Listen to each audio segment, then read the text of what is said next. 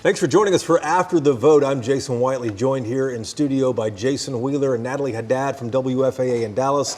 Our good friend Ashley Godot with us from KVUE in Austin right here behind us on the big screen. And Bud Kennedy is here from the Fort Worth Star-Telegram. Over the next half hour here, we're going to take apart that unprecedented primary election in Texas. I started to say in Dallas and in Austin, but this is across the state. It's kind of hard to think about here for a moment. The blockbuster U.S. Senate race is what everyone is talking about right now. We're also going to discuss the incumbents who lost the races and then the confusion at the polls in Dallas County and in Williamson County. Top line summation, though, headline from this, Bud. We're going to start with you. What do you think it is from last night? I think it's the failure to launch for the Jasmine Crockett campaign. She came in with all this name ID, so popular, so well known, so well liked among Democrats, had a wide lead in early polls, and then just never really got a ground game cranked up in her campaign. Natalie? I would agree. I also think that a big talking point from last night that will continue for a long time is the epic failure of communication, proper communication to voters about specific precincts. Here in Dallas County, it was unlike anything I think any of us had really experienced. Yeah, we're going to talk about that in Dallas County and in Williamson County, too. Ashley, what was it from your vantage point? What do you think the headline is here from the Tuesday election? Yeah. You know, I think counter to what Bud said, I think it's a little bit of the opposite. I think it is about the momentum behind James Tallarico. I think, you know, when you look at what he came in with, which was no name ID going into the vote, there's polls that said 1 in 3 Texas voters, Democratic Texas voters, still didn't know who he was. And yet that did not seem to matter because he came out with a big win during the election. It was a big win, and it seems like the Jasmine Crockett may have started too late in the very last day to file. What do you think the big headline was from last night? I think mine kind of touches on a little bit of this, and that is it was a change election, which, you know, we see a lot of times in midterms, but this one in particular, I mean, we had incumbents who lost here in Texas. We hadn't, you know, seen something like that in recent memory. And voters were apparently ready for a change, not just on the Democratic side, because, you know, we expected that in this midterm with Republican control in Washington and here in the state, but also on the Republican side. Yeah, indeed so. So we have 2 big boards going right now between Austin and in Dallas. We're going to start with Wheeler on the big board in Dallas. He's been working this thing left and right. County by county results here. Let's head over to it. Let's look at the biggest races here in the state so far. All right, so I think we're going to have to touch on these in particular here. This is the U.S. Senate race. This was expected to be a runoff all along, and that's what we've got here. The incumbent John Cornyn and the current Attorney General Ken Paxton, who is vying for that job, separated by only about 1 point here, 25,000 or so votes. A lot of the polls coming into this had John Cornyn, flipped in this one, not in front. He was in front for the entire night last night and into the day today. This is with almost all of the vote counted across Texas. So they'll be heading to a runoff in late May. The big news today that we got this morning is that Democrats, meantime, their race has been settled as well on the Senate side. No runoff needed here. James Tallarico, as we just discussed, was able to pull this one out. That's why he's got the check mark by his name and his name only here. 52.4% to Jasmine Crockett's 46.2%. I think that's a wider margin than some might have thought. Almost 144,000 votes separating them statewide, with just a little bit more of the vote left to come in. The other big race of the night, bigger race of the night, was for Attorney General here in Texas. We will have our first new Attorney General in more than 10 years here because Ken Paxton is in that Senate race. Mays Middleton, who, of course, branded himself MAGA Mays Middleton in all of those ads that you've seen on TV, will be going to run off with Chip Roy, Representative Chip Roy. Again, a lot of the polls had those flipped, and so the poll was off on that one. And then on the Democratic side here, this one has been called. Again, usually you got to get above, you always have to get above 50% to avoid a runoff in a primary. There's still just a little bit of the vote out. The AP, though, still believing that Nathan Johnson will pull this out and will not have to go to a runoff with Joe Jaworski there. So it'll be interesting to see when that number actually goes over 50, but the AP has called that one. Yeah, Bud, you're shaking your head on that. I don't see how you can do that. I'm wondering, too, because we see this 4% estimated vote remaining. Right. I just don't know how you could pick that up in time. we may see a change back on And the that. Democrats, 70% of the vote in the Democratic primary was early vote. So you're talking about having to make up another 2% out of the election day. I don't see that possible. Yeah, Yeah, well, I wouldn't be shocked to see that in a runoff. you know, Jaworski's probably working the phone to try to make the runoff here. Let's start back with the Republican runoff for U.S. Senate. Ashley, I want to start with you here. As Jason mentioned, the polls did not predict this. Cornyn did a heck of a lot better than polls said the entire race here.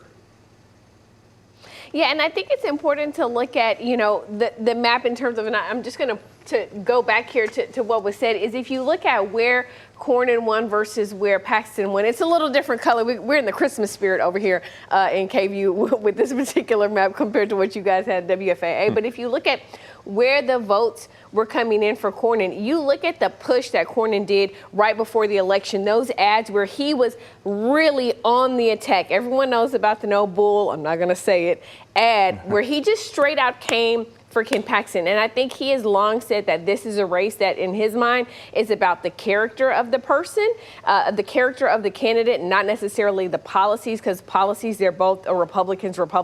And so I think that's where you really saw that resonate. And it's going to be interesting to see, though, how he can get his message out along the border, right? Because this is where you see a lot of support for Ken Paxton versus Senator John Cornyn. And when we talk about how vicious the race is there, Bud, what Ashley just said, 289,000 votes is what the big board shows Wesley Hunt got. Where do those votes go? Because both sides need them, Paxton and Cornyn. Prevailing opinion was that the Wesley Hunt's votes were not going to be Cornyn's votes, that they would go to Paxton. I don't think that's true. I think they'll be split evenly. I think the voters who come back out just liked Wesley Hunt, and now they're going to make their second choice. You know, John Cornyn has positioned himself as the safe choice, and I think the same messages in the primary of, you know, this is the candidate who can beat James Tallarico, I think those will resonate with Wesley Hunt's voters.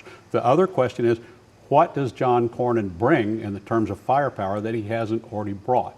I think he'll turn the campaign to talk about Paxton, but to talk more about Paxton enriching himself during his time in office. He'll try to distance him from the people of Texas, from the voters, by saying, look how rich this guy's gotten, look at the money that he's thrown around, look, this guy is not like you, he's not an ordinary Texan. I think he'll focus more on money and less on morals. But they've used all that. I mean, Cornyn's used every bit of that in his attack ads so far. They've used all that, but the morals is what people remember, and the rest of it just kind of, you know, flies by because of all the emphasis on Paxton's behavior. And then, you know, you have just, I heard a radio host in Dallas this morning say, you know, how can you vote for a guy whose whole staff turned him in for corruption? Mm-hmm. And of course, the other wild card here, Natalie, is whether President Trump does endorse now. Here we are the day after the polls have closed, and there's talk that Trump might endorse in this race to prevent this huge spending spree that we're likely going to see going into the runoff. I'm curious to see what kind of effect a Trump endorsement even has on this race. I mean, we look at other races, specifically with like Sid Miller, agricultural commissioner, where that didn't really seem to make a difference, and maybe Trump came in too late in the game. This is already kind of late in the game. Yeah. I mean, maybe you've got some buffer time here before the midterm elections, but I'm curious to see if that even makes a difference if you were to give an endorsement to Natalie, John that Cornyn. did make a difference because Sid Miller won Election Day, even though he didn't come close. He won the Election Day vote after Donald Trump's endorsement. Donald Trump's endorsement, the polls say, is worth 10 points in the Senate race. So somebody's going to get those 10 points, probably John Cornyn, but we don't really know. But, you know, actually, I can't imagine, even if President Trump does endorse John Cornyn, and who knows what the president may or may not do here, I can't imagine that Paxton's going to fold after that. Paxton's, you know, always says he's the MAGA guy, and he's widely seen as that as well. I mean, what happens to Paxton if Cornyn does get the president's endorsement? So, I mean, I think that that's a long way off. I think that the president, you know, in terms of who he's going to endorse, if he does decide to make an endorsement, he would wait. He wins either way, right?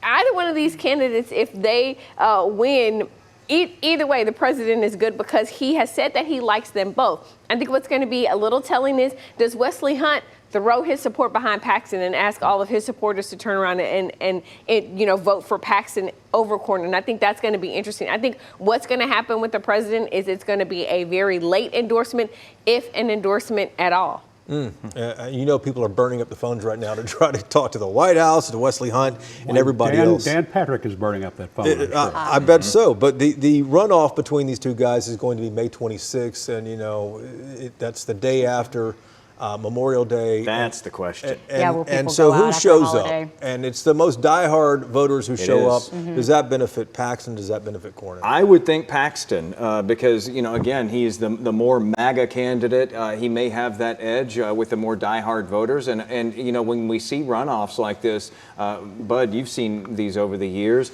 they don't typically favor the incumbent. If an incumbent barely, you know, makes it through the primary and gets into a runoff, a lot of times that goes badly for them. And again, just the timing of this, the Tuesday after Memorial Day, that's going to be a tough one, and only those core supporters are going to be showing up. We're going to see a much lower turnout for that. Of course, that's how we see Senator Ted Cruz was first elected in a runoff. That was in July, August, but he was elected by 2% of the voters in Texas. That's who sent him to Washington to start his career. In this case, the day after Memorial Day, you know, some of Cornyn's voters will already be on vacation.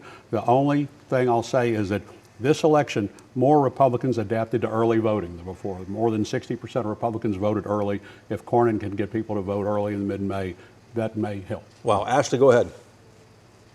I was going to say the other thing, though, is yes, the diehards turn out in those runoffs, but also the older voters. And I think for the older voters, that question of character within their person that they want to elect, I think that's going to really, really matter to them. And so if we see John Cornyn continue to push the gas on this and talk about Paxton's character, it could really work out in his favor come May. All right, Ashley, let's get to work on your big board down there, too. Central Texas has two pretty big congressional races after a couple of folks have left. Chip Roy, of course, left to run for Texas Attorney General, giving up that seat, and Michael McCall gave up his seat as well, just retiring from Congress. A lot of eyes on who might succeed both of these guys. Yeah, so let's talk about those races, right? So we'll start with Congressman Michael McCall, who decided to step out. There was, and for both of these races, I want to tell you, the list was long. Voters had plenty of choices in terms of who they were gonna choose. But Chris Gober came out on top for this particular race. So for the Republican side, and it was a pretty decisive win, you know, a win with more than, or nearly, I'll say, 28,000 votes ahead of his closest competitor. He's going to go face off, if we turn to the Democratic side of things, against Caitlin Rourke. And again, she got a really big lead, a 20,000 vote lead over the competitors in that race. And so, you know, these candidates, though, I do think have their work cut out for them for voters to learn who exactly they are and the messages that they're going to have to get out to them. If we look at Congressman Chip Roy, before you switch off from that race right there, that gerrymandering is stunning to me. So it's like 12 counties. This goes from the other side, the west side of Austin, to the Louisiana border here. What do these people have in common? The west side of Austin, this little piece of, because you guys know where Congressman Michael McCall lives, right? In Austin. So we got this part and then all of this. You know, and it's funny because this is East Texas, and one might argue that the values of people in East Texas are quite different from the values and the issues that people face in Austin. One might.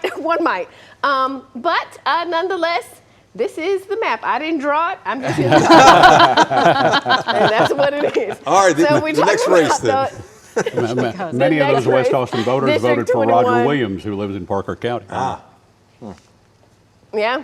If you look at 21, this was Congressman Chip Roy's district. And again, this is one of those where you had a long list of Republicans who wanted to throw their names in the hat there. But I don't think it was a lot of surprise to have Mark Teixeira take this one home by a big lead, almost by a 49,000 lead over the next competitor. People know who he is, right? You guys know for sure. Yep. Up there in Dallas, Texas and Ranger. his message certainly resonated with folks out here. Over here on the Democratic side of things, Kristen Hook took the lead here. Again, a sizable lead among Democrats. And it will be a heavy lift. You know, the Democrats like to say for the first time in decades, they were able to get someone to run in all of these races. That's why we have a lot more blue on our side than some of even the uncontested races with the Republicans. And so they're really happy about that. But the reality and the tough thing for them is going to be, can you actually flip these districts in November? And the work really starts now if they're they're going to try to be even remotely successful with that. Yeah, indeed. So, all right, stand by just a moment here, Ashley. You know, there are 5 incumbents who right now are on track to lose their positions after the Tuesday primary. These names are pretty well known in Texas politics. Texas Agriculture Commissioner Sid Miller got that endorsement from President Trump, but it seemed to be too late because it was just days before the election here. Nate Sheets came out on top, backed by Governor Abbott. Miller is the first statewide Republican official, Bud, correct me if I'm wrong here, to lose his position in years. I can't remember the last time this has happened in the last couple decades. I didn't dig back that far, Jason. All right, well, if anyone would know, it's you, so if you're not going to correct me. The race for Texas comptroller also appears to be over right now, is over. Kelly Hancock, the acting comptroller, endorsed by the governor, lost to Don Huffines. Huffines, of course, served in the state Senate from Dallas, and he won this race outright. In Dallas County, a surprise. District Attorney John Creuzot just conceded losing his re-election to former Judge Amber Givens. Givens has been in the news as well. She faced 2 sanctions for judicial misconduct recently, but she is appealing those. In Houston, voters ousted Dan Crenshaw in Houston. He is a 4-term congressman there. State Rep Steve Toth from the Woodlands defeated Crenshaw after Crenshaw has served 8 years in Congress. And a veteran Democrat in Austin lost his seat. State Rep Chris Turner was the minority leader for House Democrats for a number of years. He lost last night to Junior Izanu, a young progressive who serves on the city council in Grand Prairie. Izanu now on track to become the Democratic nominee for this seat. Bud, how in the world did Turner lose this seat for as well known as he is? Well, one of the reasons is Jasmine Crockett. Jasmine Crockett represents that part of southeast Arlington and West Grand Prairie, and she turned out a tremendous number of voters, younger voters, progressive voters. Junior Izanu is a very good candidate. He represented himself well on the Grand Prairie City Council. He really worked the district, and he really was able to fit the profile of who's voting now in the Democratic primary, particularly in southeast Tarrant County. Did Turner take this at all for granted, do you think? He really stepped on the gas the last few weeks of the campaign. He knew something was happening then. There's been so much going on. I mean, he works on a statewide level, and he'd been working in other campaigns, but he more than anyone knows what's going on because he's been running the campaigns in that part of Tarrant County for a long time. I think he was just caught up by the tremendous turnout and the young vote and the progressive vote that saw him as an old business Democrat. Wow. And Natalie, for anyone who's covered Texas politics, especially Democratic politics in the state, that's a surprise. This was like one of those sleeper races, Right. I think. And this was not one that I was anticipating seeing the outcome for. I mean, he's a progressive. He's running to raise minimum wage. I mean, we've had the same minimum wage for, Bud, do you know how long? I mean, forever. Bud, you're on the spot again here, man. Being in the newspaper business, I should know. Right. We can't really talk about that. But like, yeah, it's, let me preface this by saying that Chris Turner is in no way, shape, or form old, but a part of me wonders if voters are just ready to see this new generation. He's seasoned. He's seasoned. Seasoned. Yeah, he's got some season That's what we were called. Yeah, but he's 26 years old, and I think people want to see new, fresh faces that are bringing these more progressive ideas to the table. Again, it goes back to that theme of change. Right, yeah, election. exactly. He's bright, he's young, and he ran very closely to the Crockett campaign. And actually, in Austin, considering how important Chris Turner was for a number of years in the House of Representatives, did this catch people there off guard as well? Is anyone talking about this? I think it does take people by surprise. I mean, we all saw the results this morning and we were like, okay, wait a minute, what just happened? Because no one was really anticipating incumbents to this degree being stripped. And we talk about progressive and the progressive ideas. And I mean, I don't want to knock Junior. I think obviously he has a lot of progressive ideas, but some of those things are the same things that Chris Turner has been fighting for. Right. He's not by any means an old school Democrat. He's also talking about raising the minimum wage. He's also talking about funding schools in a different way. He's also talking about immigration. So he has also been on top of all of these issues and talking about the same thing. I think it's just a matter of people wanting to see something different right now. And they think that different, how are they going to get that change? How are they going to impact real change to change their situations? Democrats want to see some new things happening. It's a new day in Tarrant County starting the year without Mark Vesey or Chris Turner in office. I thought about that. Both of them work for Congressman Martin Frost. They're both Years from the ago, Martin right? Frost School, and that's a really long-standing establishment in Tarrant County. And both, of course, had they moved before Alyssa Simmons, might have run for county judge. But neither made that move. Mark tried to make the move, but Simmons was already in the race. Yeah, a year or so ago, I don't think anyone would have predicted these two guys wouldn't be part of Democratic politics in Tarrant County. One lost on the map, and the other was a tremendous turnout. Wow. We also want to talk about the chaos and confusion at the polls, not only in Dallas County, but also in Williamson County as well. Hundreds of Democratic voters turned away because they were at the wrong polling place when they showed up to vote on Tuesday. Courts extended the hours in both counties. Ashley, who do you think is to blame here for all of this? Now, Jason, you know who is to blame Tell for me. all of this. Tell me, We all know Ashley. who is to blame for all of this. And I mean, look, it's not, I want to say it's not pointing fingers, but it is pointing fingers. It's the local Republican parties.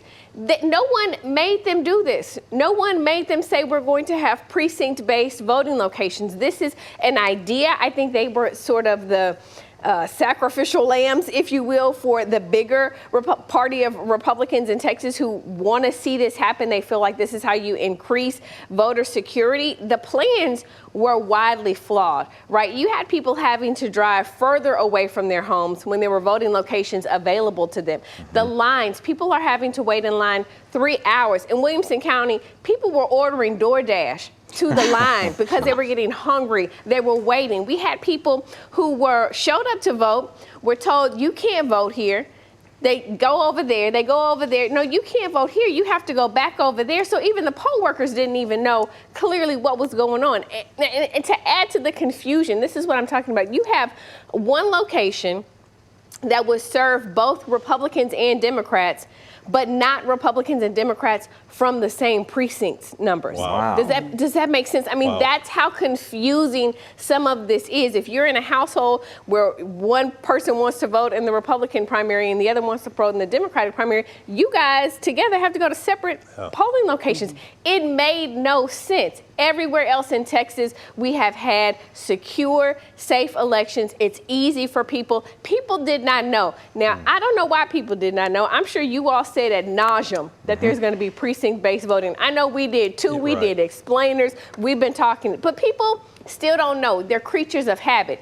They wake up and think, I'm going to go to the same place I always go to cast my ballot. And I couldn't do it. We talk about where does the blame go, and I've heard a lot of people say, oh, it goes straight to the Republicans for causing this to start with. At the end of the day, it's up to the Democrats to get the word out, but when it comes down to it, where does this buck stop? It stops with the voter, I think. I it think stops with the voter. Yes, there's a lot of lessons to be learned here.